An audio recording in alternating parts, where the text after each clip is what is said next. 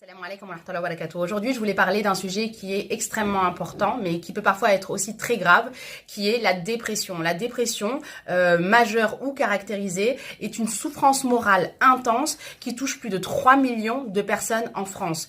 Une femme a 2 fois plus de risques de développer une dépression qu'un homme. Alors, il y a des critères, il y a des choses qui définissent, en tout cas qui nous permettent à nous de parler de dépression, que ce soit une dépression légère, modérée, ou sévère. On ne peut pas se dire dépressif ou se penser dépressif si on ne rentre pas dans au moins 5 critères que je vais citer. Alors, on va retrouver chez les personnes dépressives, la dépression, c'est, moi j'aime bien donner cet exemple, c'est un peu comme le terme qu'on emploie en météorologie, donc quand on regarde la météo, on parle de dépression pour parler de pluie. La dépression, c'est exactement ça, c'est une chute, une baisse d'énergie psychique. La santé de l'esprit, c'est de l'énergie psychique. Et ben, les personnes dépressives vont être carencées en sérotonine, c'est un neurotransmetteur de l'humeur, et qui vont donc manquer de sérotonine. C'est pour ça qu'on parle de chute, qu'on parle de dépression. Alors, la personne dépressive va être très fatiguée sur le plan psychique, mais également sur le plan physique. Donc, la fatigue, c'est ce qu'on va appeler sur le plan physique l'asthénie ou alors de la psychasthénie. Elle va ressentir un ralentissement psychomoteur. Elle va ressentir une lourdeur. Alors, ça n'a rien à voir avec un terme qui est très à la mode, qui est la procrastination, même si les personnes dépressives peuvent procrastiner. Mais là, il s'agit vraiment de quelque chose qui est au-delà de leur propre volonté ou de leur propre motivation. La personne qui est dépressive, elle va être, alors moi j'aime bien donner cet exemple, je trouve qu'il est extrêmement parlant, elle va être, la dépression, elle va être pour l'esprit ce qu'est l'anémie pour le corps. Alors, c'est pas parce que j'ai une carence en ferritine que je suis malade, c'est juste que mon anémie va venir dire qu'il y a quelque chose qui se joue sur le plan physique à l'intérieur de moi qui fait que je suis carencée en fer. Soit quand on est une femme, on a des règles trop abondantes, soit on a quelque chose, on a une petite micro-hémorragie à l'intérieur de notre corps dont on n'a pas conscience qui fait qu'il y a des fuites de fer dans le sang. Donc, qu'on soit bien d'accord, notre esprit tombe malade exactement comme notre corps. La psychologie, ce n'est pas une croyance, comme je l'entends trop souvent, c'est une science qui prend ses bases et ses fondements sur des études empiriques, sur des théories, sur des recherches. Donc, c'est absolument pas une religion à laquelle on croit ou non. C'est une véritable science. Notre esprit tombe malade exactement comme notre corps. Notre esprit est constitué d'instances. Il a un fonctionnement comme notre corps. Donc, la dépression va venir dire qu'il se passe quelque chose dans notre vie, dans notre esprit en tous les cas, qui fait que, à un moment donné, c'est la chute, je suis très fatiguée sur le plan psychique. Donc, la personne dépressive va ressentir également des douleurs somatiques. Alors, ça va être des douleurs de type algie, des céphalées, des maux de tête. Ça peut être également des douleurs sur le plan gastrique. Ça va être aussi des douleurs dans le corps, mais en tout cas, voilà, elle va ressentir des douleurs somatiques. La personne dépressive va avoir un trouble du sommeil, donc soit avec une hypersomnie, des personnes qui dormiront énormément et qui passeront leur journée à dormir, soit une insomnie. Alors l'insomnie, ça peut être une insomnie d'endormissement. Elles ont du mal à s'endormir, elles ruminent, elles ont tout faire pour s'endormir. Il y a rien à faire, elles n'arrivent pas, elles ont envie de dormir, elles se mettent au lit, elles font tout ce qu'il faut pour, mais l'accès au sommeil, il est trop difficile pour eux ou pour elles. Ça va être également des réveils fréquents au cours de la nuit, avec une facilité plus ou moins grande pour se rendormir, et puis ça peut être aussi des réveils très très très matinaux. La personne va se réveiller vers 3-4 heures du matin, et ça va être pour elle, à partir de ce moment-là, impossible de se rendormir. Ça va être également des personnes qui présentent des troubles des conduites alimentaires, donc ça peut être de l'anorexie, souvent de l'anorexie, mais également de la boulimie ou de l'hyperphagie. Donc ça va être un excès de nourriture, c'est un besoin impérieux de manger de grandes quantités de nourriture sans pouvoir se contrôler et se retenir. Dans la boulimie, très souvent, ça sera une boulimie qui sera suivie de vomissements, donc ce qu'on appelle les boulimies vomitives, ou s'il n'y a pas de vomissement, ça sera des suivis de périodes de jeûne plus ou moins prolongées ou d'activité physique plus ou moins intense pour perdre en fait les calories qui ont été ingérées. Également, la personne dépressive va présenter une agitation psychomotrice. Donc tout à l'heure je parlais d'asthénie et de psychasthénie, mais ça va être aussi une agitation psychomotrice. Elle est incapable de rester en place, elle est nerveuse. Je dis elle parce que je dis la personne en général, mais ça peut toucher, comme je l'ai dit, également les les hommes, elle va être nerveuse, elle va bouger dans tous les sens, elle va avoir une instabilité psychomotrice, elle va avoir également une irritabilité. Rien va faire qu'elle va s'énerver, qu'elle va être de mauvais poil, comme on dit. C'est des personnes qui présentent, comme je l'ai dit, une très grande tristesse. Au niveau des émotions, au niveau de la palette des émotions, c'est des personnes qui auront plutôt tendance à avoir des émotions négatives. C'est des personnes qui ont donc des pensées très négatives, avec une dévalorisation importante. Je ne vaux rien, je ne suis rien, je ne suis pas capable, voire une culpabilisation. C'est ma faute, j'ai honte de ce qui m'arrive. C'est ma faute si j'échoue. Je suis coupable de ma mésentente avec mon époux, ou je suis coupable de l'échec scolaire de mon enfant. Voilà, il va y avoir une grande culpabilité. Par rapport aux troubles des conduites alimentaires, pour qu'on puisse parler de TCA, il faut que la personne, en tout cas dans le cas de la dépression, il faut que la personne ait perdu ou pris plus de 5% de son poids en un mois. Donc c'est-à-dire qu'il y a vraiment une incidence sur le plan physique. Également, ce qu'on va voir, c'est ce qu'on appelle un émoussement affectif. Il va y avoir un désintérêt total pour des choses que la personne aimait habituellement. J'aimais aller au cinéma, j'aimais lire, j'aimais faire telle ou telle activité, cuisiner, d'un coup plus rien ne me fait plaisir, je n'ai plus envie de rien du tout, donc elle perd un intérêt pour des choses qui faisaient partie de son quotidien. Alors, qu'on soit bien d'accord, la dépression, ce n'est pas ce qu'on retrouve dans la mélancolie. La mélancolie, ça rentre dans les troubles psychotiques, ça rentre dans la maladie, dans la psychose. La dépression, la mélancolie, pardon, ce sont des personnes qui vont à être persuadées d'être indignes, qui vont être persuadées que tous les malheurs du monde sont juste dus à son existence à elle. C'est des personnes qui se sentent indignes de vivre, coupables de vivre. Pour elles, s'il y a la guerre en Syrie, ou s'il y a la famine dans le monde, il y a des personnes qui souffrent, c'est de leur faute. C'est simplement parce qu'elles existent. Donc, elles ne verront pas d'autre issue que le suicide. Là, on est dans une forme de psychose parce que on a un délire, on a une interprétation qui est complètement hors réalité. Voilà, donc ça, c'est ce qu'on retrouve dans la dépression, dans la mélancolie, et donc ce que je vous expliquais par rapport à la dépression.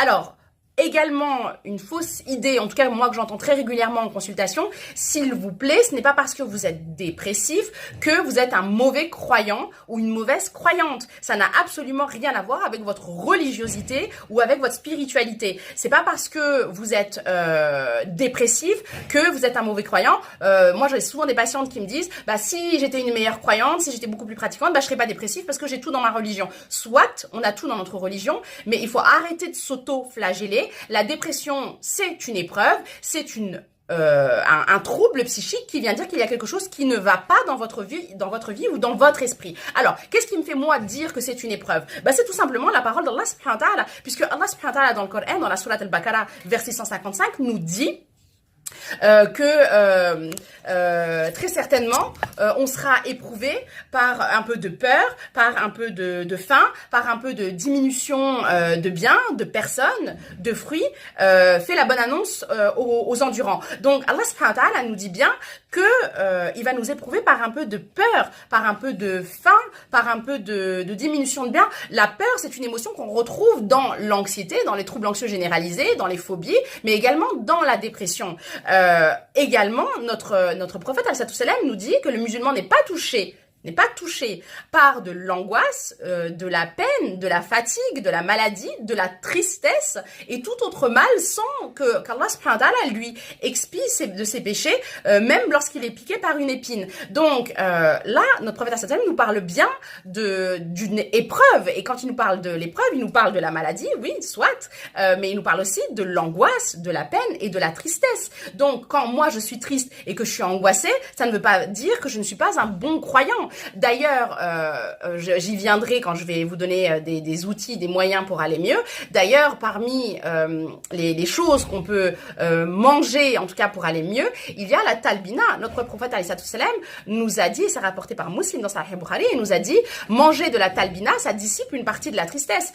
La talbina, c'est de la farine d'orge, du lait et du miel. Or, on sait que la farine d'orge, c'est très riche en acides aminés. Et on sait que les acides aminés sont des sécréteurs naturels, ce sont des stimulants de la la sécrétion de la sérotonine, qui est donc l'hormone de l'humeur. Mais pardon, excusez-moi, qu'on soit bien d'accord, notre prophète, alayhi salam, quand il a dit manger de la talbina, ça dissipe une partie de la tristesse, à qui il l'a dit? À nous, aujourd'hui, maintenant, en 2018, ou il l'a dit aux compagnons, aux personnes qui étaient en face de lui? Ben, bien sûr qu'il l'a dit aux personnes qui étaient en face de lui. Et ces personnes qui étaient en face de lui, c'était qui? Mais c'était les plus grands des croyants, c'était les plus grands des musulmans. Personne aujourd'hui ne peut prétendre avoir le degré de piété des personnes qui ont vu notre prophète salam. Et pourtant, il leur a dit à eux, qui étaient les plus grands des croyants, il leur a dit, manger de la talbina, ça dissipe une partie de la tristesse. La tristesse, c'est l'émotion première, envahissante, accablante, qu'on retrouve dans la dépression. Donc, s'il vous plaît, laissez de côté cette idée que, parce que je suis croyante, je n'ai pas le droit d'être dépressive, ou je me sens coupable d'être dépressive. Vous êtes éprouvée. Même si, à mon sens, la dépression n'est pas une maladie en soi, vous êtes éprouvé. Alors, qu'on soit bien d'accord, il existe deux types de dépression. Il y a les dépressions de type endogène et les dépressions de type exogène. Dans les dépressions endogènes, comme le terme l'indique, la cause inhérente, elle est endo, elle vient de nous. Et la cause, dans les dépressions exogènes, elle est de l'extérieur. Alors, dans les dépressions endogènes, on va retrouver la dépression dans la PMD, la psychose maniaco-dépression, ce qu'on appelle aussi la bipolarité. Là, la cause est endogène, elle est inhérente à nous. On ne peut pas faire grand-chose, c'est-à-dire que là, il n'y a pas d'autre solution que de prendre un régulateur de l'humeur, notamment un antidépresseur, parce que la psychothérapie en elle-même ou même le travail qu'on peut faire sur ses pensées n'est pas suffisant. Là, on est dans une forme de psychose, donc on n'a pas d'autre solution que de prendre un antidépresseur. Donc la bipolarité, pour les personnes qui ne savent pas, qui ne connaissent pas, c'est une oscillation dans un temps plus ou moins long entre des phases maniaques et des phases dépressives. Dans la phase dépressive, on va être plutôt dans une dépression sévère, où la personne va présenter tous les symptômes que j'ai évoqués précédemment, mais de façon très intense, et elle va osciller avec une phase de manie, où là, la manie, c'est absolument pas l'obsession de la propreté, hein, comme on peut le croire. C'est pas le fait d'avoir cette idée envahissante et obsédante de tout ranger, de tout nettoyer. La manie en psychologie, quand nous on parle de manie, on parle de pensées très envahissantes, très intenses, et qu'on a énormément d'énergie psychique, on se croit capable de tout, qu'on se pense tout puissant, on est très impulsif, il y a une grande prise de risque dans la phase maniaque. Voilà, moi il y a pas très longtemps, j'ai eu une patiente qui m'expliquait elle avait enterré sa grand-mère et que pendant l'enterrement, elle dansait, elle chantait, elle était extrêmement heureuse. Donc ça n'a pas de rapport, ça n'a pas de lien, son état émotionnel, son état psychique n'est pas en lien direct, en rapport direct avec ce qu'elle vit. Donc ça c'est endogène. Et là, comme je l'ai expliqué, pour le coup, il faut prendre un traitement. On n'a pas d'autre solution que d'avoir recours à une molécule chimique. Et puis, vous avez la dépression exogène, où là, le facteur, la cause, elle est externe. Alors, soit on est dans une dépression exogène due à un événement ponctuel, soit c'est dû à un événement qui se chronicise, un événement, en tout cas, à une dépression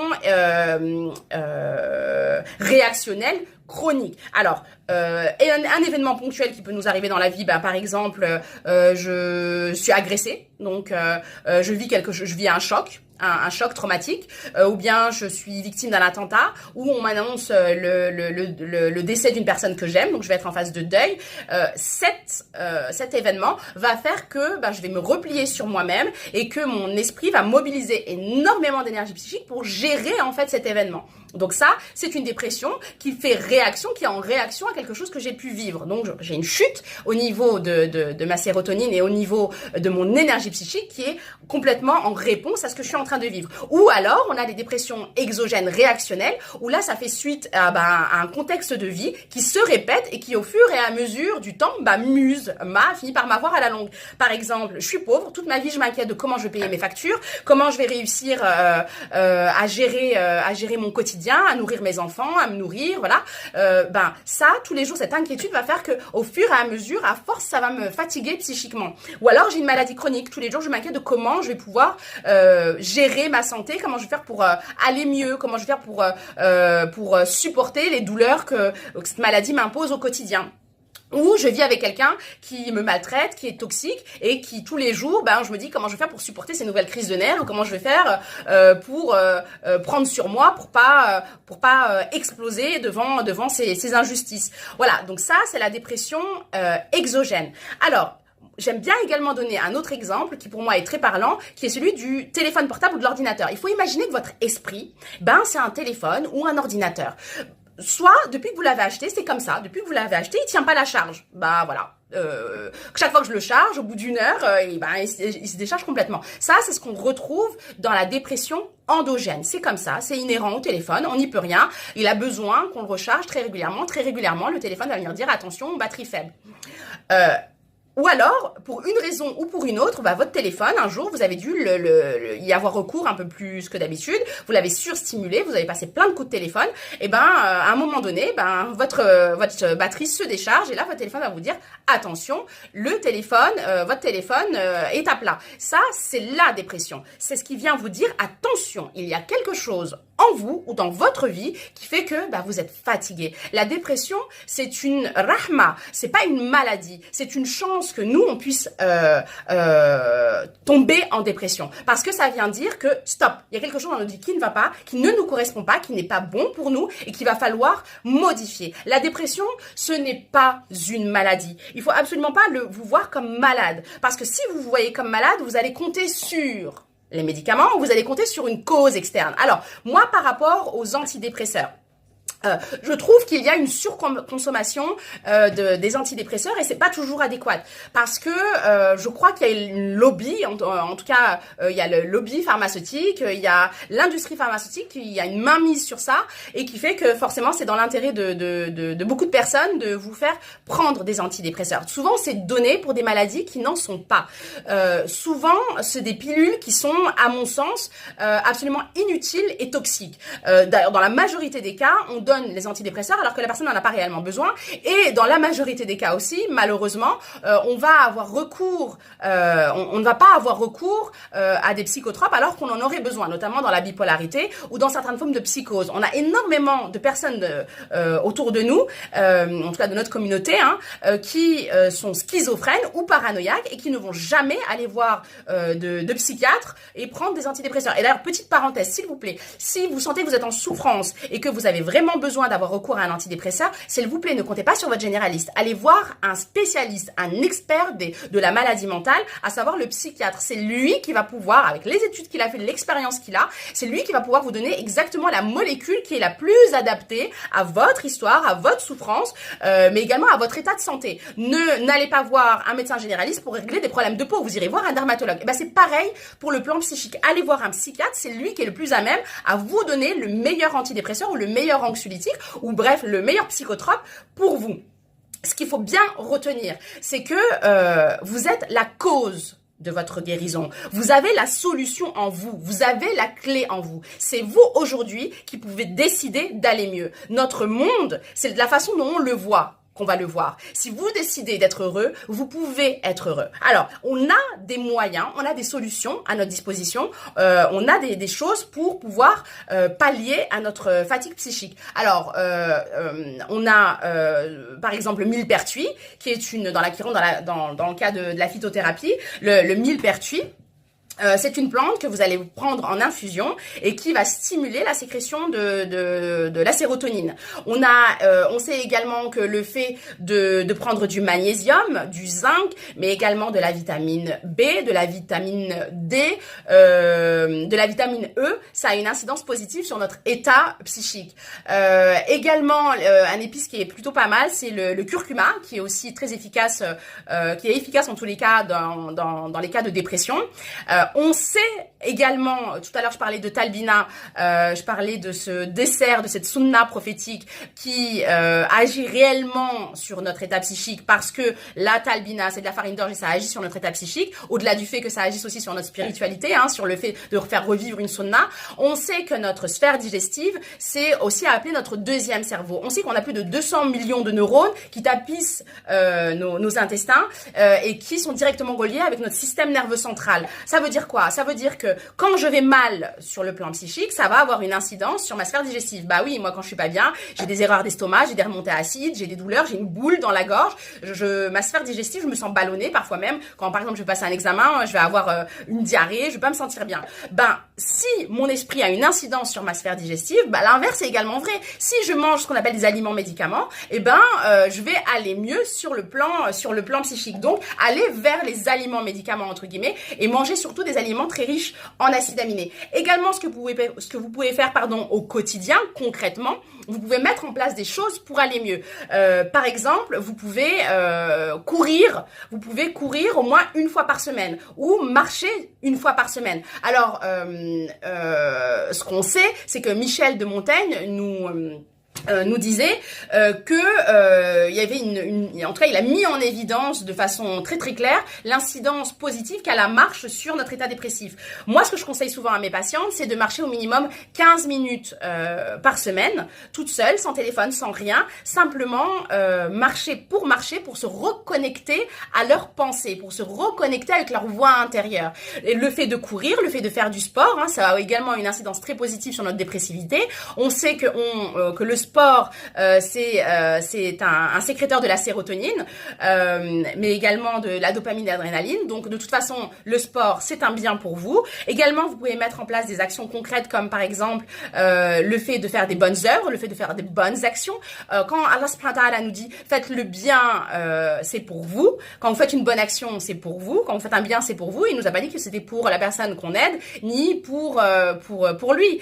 Quand on fait une bonne action, on sait, des études ont prouvé que quand on fait une bonne action ou qu'on est témoin d'une bonne action, ça va sécréter sur le plan cérébral de la sérotonine. Donc, le fait de faire une bonne action, ça va également, au-delà du fait que ça agit sur mon psychisme, ça va également m'obliger à changer mon discours, à changer ma façon de m'exprimer. Ce qu'on retrouve dans la programmation neurolinguistique, c'est la PNL. Bah oui, parce que moi, quand je vais voir quelqu'un qui a faim ou qui est pauvre, je vais pas lui dire « Oh, mon pauvre, t'es foutu ». Non, je vais adapter mon discours, je vais essayer d'être positive, optimiste en lui disant « Ne t'inquiète pas, ça va aller mieux, je vais l'écouter, je vais le soutenir ». Et le fait de changer mon propre discours à moi, forcément, ça va agir sur mes propres pensées. Et d'ailleurs, c'est ce que vous allez devoir faire. Vous allez devoir agir sur vos propres pensées.